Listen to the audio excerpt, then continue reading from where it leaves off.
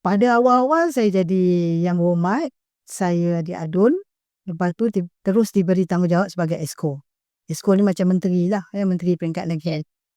Di situ cabaran besar sebab saya kena buat dasar dan juga buat keputusan-keputusan yang luar biasa sikit lah. Kalau saya follow apa yang ada je, contohnya saya akan lihat, orang akan sentiasa lihat wanita ni dalam perspektif kebajikan.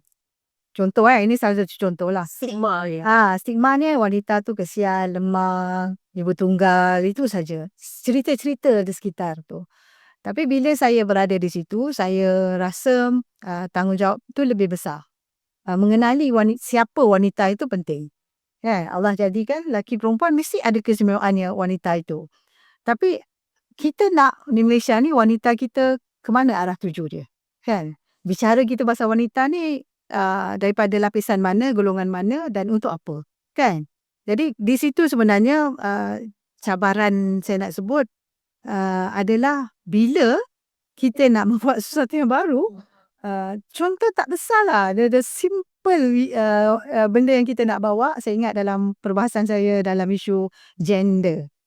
Memperkenalkan perlu ada kesaksamaan antara dua gender ini, lelaki dan perempuan. So bila perbahasan saya sebagai Exco, saya akan cerita latar belakang dulu.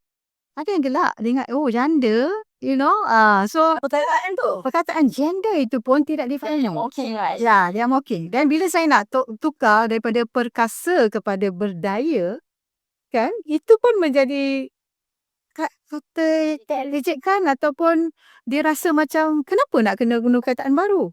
So itu cabaran besar lah. So sebenarnya saya rasa kadang-kala kita ni sentiasa bawa benda yang biasa. Tapi sebenarnya benda tu salah. Jadi kita kena ada added value, kita bawa benda yang betul dan ia akan bawa kepada ke arah yang betul.